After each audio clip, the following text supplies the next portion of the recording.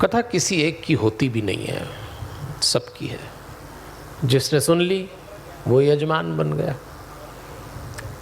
ये आपके जीवन के रूपांतरण की कथा है और होना भी चाहिए। विशाल है इसलिए मूल पाठ पंडित जी कर रहे हैं, हम विशेष प्रसंगों की व्याख्या आपके लिए कर रहे हैं। फिर याद दिला दूं, 4 आधार पे इस कथा को अपन लोग सुन रहे हैं। हमारा पहला आधार, इसमें भगवान के स्वरूप का वर्णन है, यानी भोलेनाथ शिव जी का तात्विक विवेचन है, शिव जी का रहस्य है और उनकी महिमा है। ये हमारी चर्चा का पहला आधार है। हमारी चर्चा का दूसरा आधार, इसमें शिव उपासना का माध्यम बताया है। 3 तरह से शिव उपासना की जाती है, श्रवण, मनन और कीर्तन। श्रवण आप लोग कर ही रहे हैं, कीर्तन बीच बीच में हम करा देते हैं, और मनन आपको करना है जाने के बाद। मुझे नहीं मालूम यहाँ से निकलने के बाद आप क्या करते हैं, लेकिन थोड़ा मनन बना रहे परमात्मा का। ये हमारी चर्चा का दूसरा आधार है। हमारी चर्चा का तीसरा आधार, इसमें 5 ग्रंथ समाये हैं और ये 5 ग्रंथ हमको सिखा रहे हैं कि जीवन क्या है। महाभारत संसार केंद्रित ग्रंथ है, गीता व्यवहार केंद्रित ग्रंथ है, रामायण संस्कार केंद्रित ग्रंथ है, भागवत उद्धार केंद्रित ग्रंथ है और शिव पुराण परिवार केंद्रित ग्रंथ है। इसलिए शिव पुराण के माध्यम से हम एक तरह से कहूँ तो फैमिली मैनेजमेंट ही सीख रहे हैं। ये हमारी चर्चा का तीसरा आधार है। और हमारी चर्चा का चौथा आधार, 5 दिन की कथा 5 सूत्रों के आधार पे सुनेंगे। पहले दिन का सूत्र था स्वयं को जाने, कल दूसरे दिन का सूत्र था माता पिता और पति पत्नी, आज तीसरे दिन का सूत्र होगा पति पत्नी और संतान,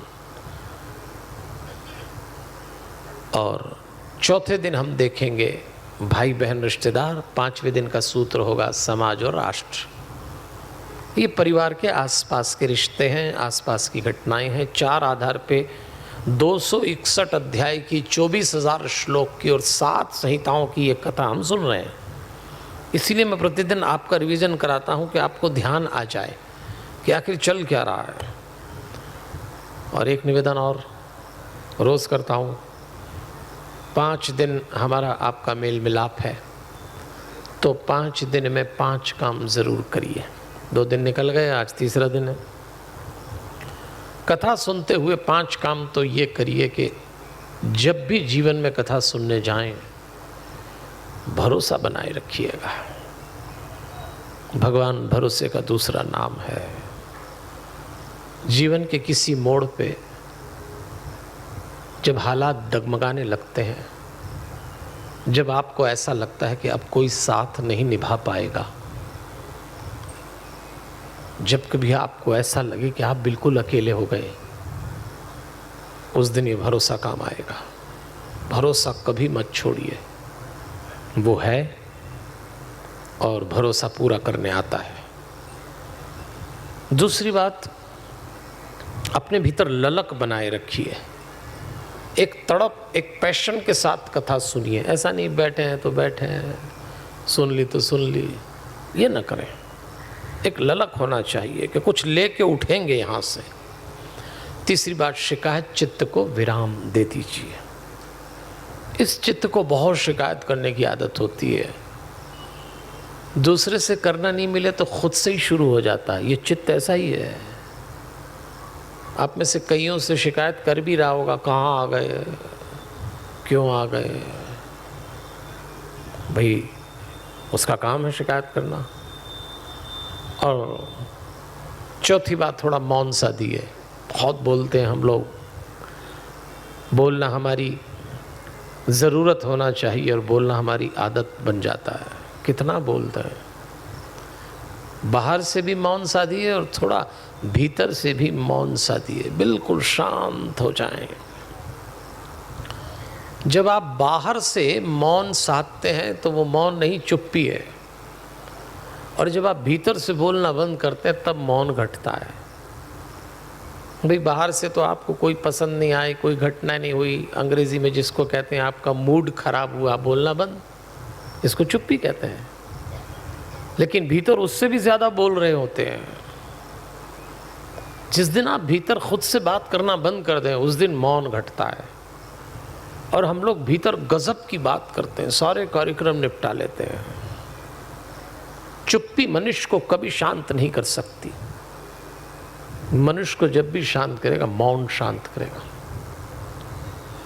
इसलिए मौन का प्रयास करिए। और पांचवी बात, कोई न कोई संकल्प जरूर लीजिएगा। इस कथा से जब जाएं तो आपके पास कोई संकल्प होना चाहिए। सबके जीवन में अनुचित आचरण, दोषपूर्ण क्रियाएं और गंदे कार्यक्रम चलते ही रहते हैं, कोई किसी से कहता नहीं है। लेकिन आप तो जानते हैं आपके भीतर क्या चल रहा है। ये बड़ा पावन अवसर है। जिस धरती पे आप बैठे हैं ये बड़ी चार्ज हो रही है इस समय। यहाँ का कण कण और रज रज मोक्ष की घोषणा कर रहा है। आप पृथ्वी के एक ऐसे कालखंड पे आ गए हैं, शायद जीवन में इसके बाद अवसर कम मिले। 12 वर्ष में ये अवसर आता है, चूक न जाएं। आपके संकल्प की पूर्ति के लिए आपको यहाँ से समर्थन मिलेगा। तो कोई शुभ अपना लें इस बार, कोई अशुभ छोड़ दें, जो भी आपको लगता हो। बहुत सारी दिक्कतें हैं लोगों के साथ। कोई तंबाकू खाता है, कोई बीड़ी पीता है, कोई सिगरेट पीता है, कोई मदिरा करता है, कोई निंदा करता है, कोई झूठ बोलता है, कोई अकारण आवेश व्यक्त करता है। जो भी हो इस बार छोड़ना ही है। क्या छोड़ना आप तय करिए। मैं जब भी कहता हूँ कोई ना कोई संकल्प ले बुराई छोड़ने का, तो लोग कहते हैं समझ ही नहीं आता क्या छोड़ें। हाँ, तो अपनी बुराइयाँ दिखती भी नहीं है। आपको नहीं दिखेगी अपनी बुराई। तो मैं आपको एक प्रपोजल दे रहा हूँ। आपको यदि अपनी बुराइयों की लिस्ट न बनती हो तो घरवाली घरवाले से बनवा ले और घरवाला घरवाली से बनवा ले। हाँ, 2-4 ज़्यादा ही पता लग जाएंगे और फिर छोड़ देना। छोड़ना तो पड़ेगा इसे ही। अगर कथा सुन के रूपांतरण नहीं हुआ, जीवन में बदलाव नहीं आया, तो ये एक आयोजन मात्र रह जाएगा।